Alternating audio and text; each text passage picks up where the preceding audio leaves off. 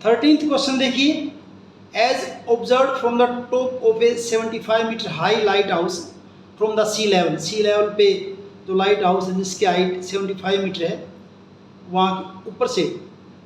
Top से observe कर रहे हैं क्या, the angle of depression of two ships, दो शिप के एंगल ऑफ डिप्रेशन दे रखे भी पूरे, हमें पता है कि एंगल ऑफ डिप्रेशन और एंगल ऑफ एलिवेशन क्या होते हैं, आपके इक्वल होते हैं, उसका यूज करेंगे अभी। तो दो शिप जो उनके एंगल ऑफ डिप्रेशन 30 और 45 हैं, if one ship is exactly behind the other on the same side, एक ही साइड में है और एक शिप दूसरे के पीछे है, the light house, find the distance between the two ships, दोनों शिप के बीच की आपने क्या करनी है, डिस्टेंस बतानी है। तो पहले तो फिगर देखिए, सपोज कीजिए ये आपका है लाइट हाउस, ठीक है, एक शिप यहाँ पे है आपका, एक शिप यहाँ, दो शिप आपके, ये लाइट हाउस है ए बी जिसकी हाइट दे रखी है 75 मीटर, और इनके एंगल ऑफ एलिवेशन दे रहे हैं, एंगल ऑफ एलिवेशन तो ऊपर से बनेंगे ऐसे, जो आपका फर्स्ट वाला जो शिप जो ये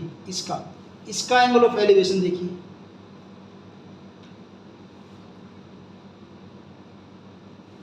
कितना दे रखा है यहाँ पे 45 दे रखा है ये वाला, अगर ये 45 है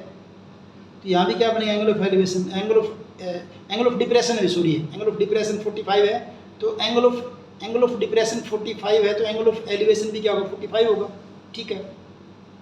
ऐसे दूसरे शिप का एंगल ऑफ डिप्रेशन दे रखा 30 का, ये दूसरा शिप है, इसका एंगल ऑफ डिप्रेशन ये रहा, कितने का है, 30 का, अगर ये 30 का तो यहाँ भी कितना होगा, फिर आपका 30 होगा। तो आपने क्या करनी, दोनों शिप के बीच की डिस्टेंस बतानी है। मान लीजिए एक ये पॉइंट सी पे, शिप दूसरा डी पे है,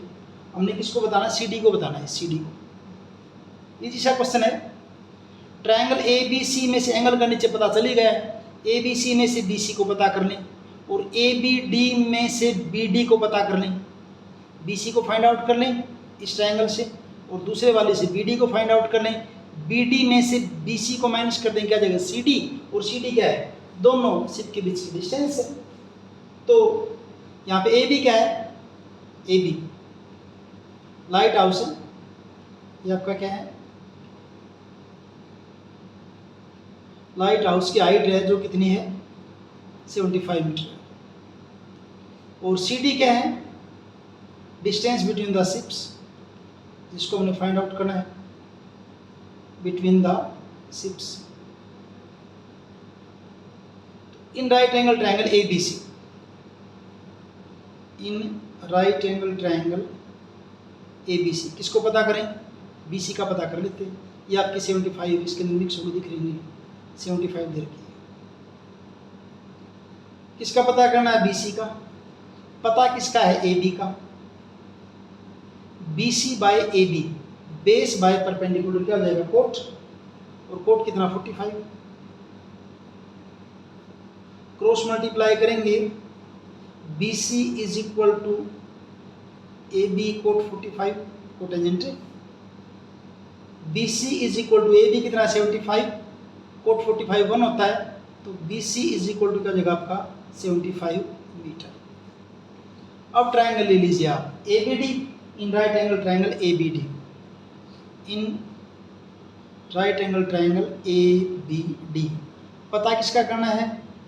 बी डी का, पता किसका है, ए बी का, ये भी कोट हो जाएगा, कोट कितना हो जाएगा 30 डिग्री, क्रॉस मल्टीप्लाई करेंगे तो B D is equal to A B cot 30,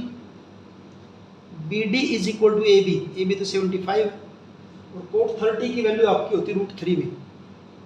metre. तो आपको बी सी और बी डी दोनों का पता चल गया, हमने पता किसका करना, सी डी का, C D is equal to,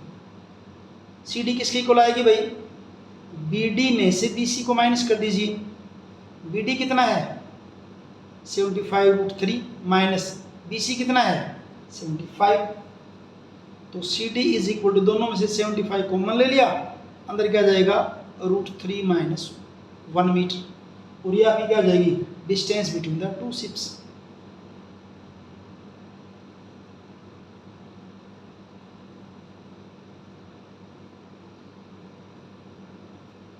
और इस ढंग से क्वेश्चन नंबर 12 था आपका 13 कंप्लीट।